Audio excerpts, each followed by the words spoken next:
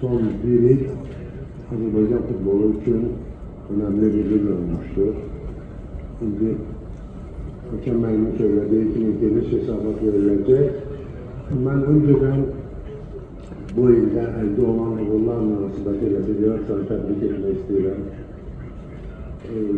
Bilirsiniz ki başka hayatın başka sahelerinden farklı olarak idman sahası bir saha ki burada ancak neticelerle ölçülür ve yani subjektif fikir mümkün değil, yani objektif neticelerle faaliyet ölçülür ve bu sebepten de bu bir yıldaki neticeler bence uğurlu olmuştur.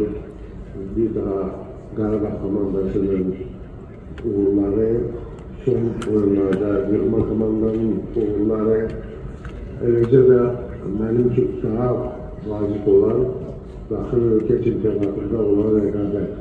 Bu hakikaten futbolun inkişaf ettiğini gösterir ve hatta oyunların keyfiyeti ve marağı da, oyunlara marağı da artmıştır. Bir sözden futbolun inkişafı gözle bağımlıdır.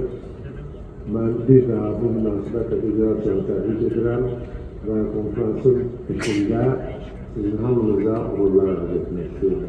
Çok sağ olun. Teşekkür ederim.